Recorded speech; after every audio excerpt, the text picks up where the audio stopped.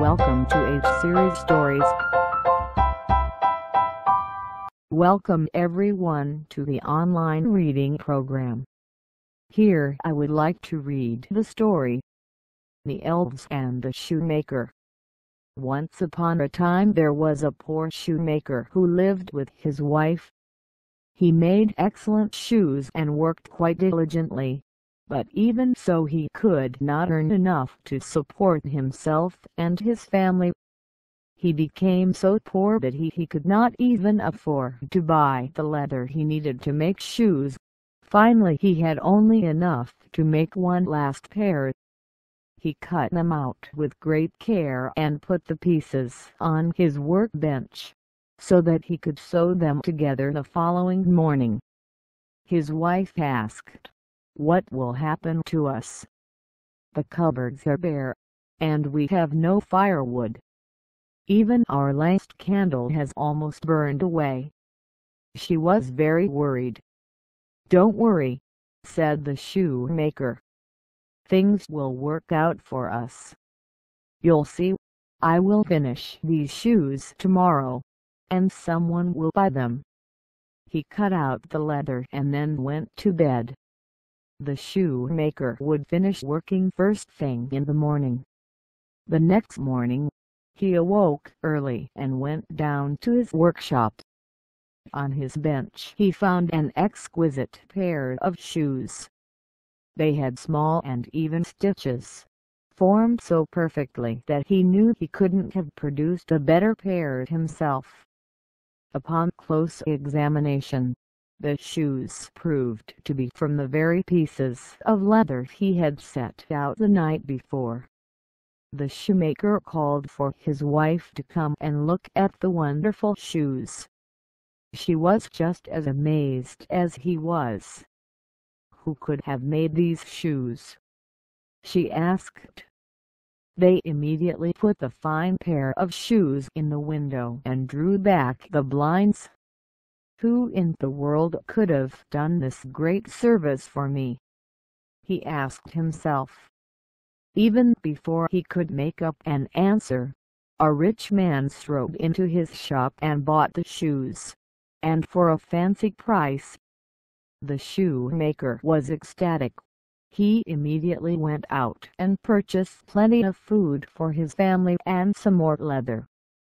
That afternoon he cut out 2 pairs of shoes and, just as before, laid all the pieces on the bench so that he could sew them the next day. Then he went upstairs to enjoy the good meal with his family. "My goodness!" he cried the next morning when he found 2 pairs of beautifully finished shoes on his workbench. "Who could make such fine shoes and so quickly?"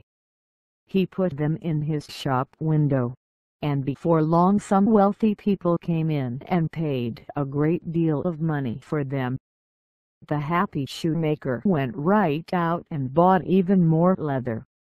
This continued for many nights, until the shoemaker's shelves were filled with beautiful shoes like no one had ever seen before. Soon his small shop was crowded with customers. He cut out many types of shoes: stiff boots lined with fur, delicate slippers for dancers, walking shoes for ladies, tiny shoes for children. Soon his shoes had bows and laces and buckles of fine silver. The little shop prospered as never before, and its proprietor was soon a rich man himself. His family wanted for nothing. As the shoemaker and his wife sat by the fire one night, he said, "One of these days, I shall have to learn who has been helping us." "We could hide behind the cupboard in your workroom," she said. "That way, we could find out just who your helpers are." And that was just what they did. That evening, when the clock struck 12, the shoemaker and his wife heard a noise. 2 tiny men, each with a bag of tools, were squeezing beneath the crack under the door. Their clothing was old and worn, which made the shoemaker and his wife sad. The elves wore thin, torn pants that were ripped and covered with patches. They were making shoes, but they didn't have any for themselves.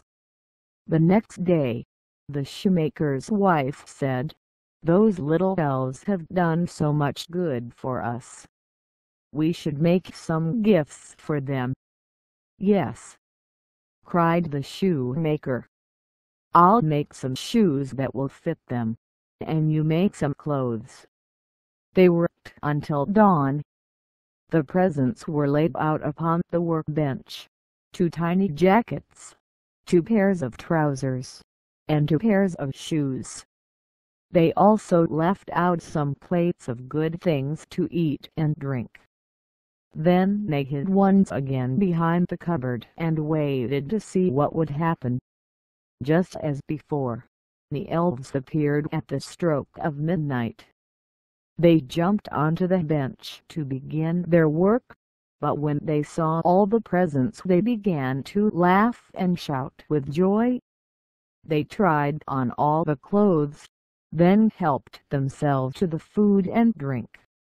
Then they jumped down and danced excitedly around the workroom, and disappeared beneath the door. After that, the shoemaker cut out his leather as he always had, but the 2 elves never returned. "I believe they have heard us whispering," his wife said. "Elves are so very shy when it comes to people, you know." "I know I will miss their help," the shoemaker said, "but we will manage. The shop is always so busy now. But my stitches will never be as tight and small as theirs." The shoemaker did indeed continue to prosper, but he and his wife always remembered the good elves who had helped them during the hard times. Thank you for listening to stories. Please like and subscribe to channel.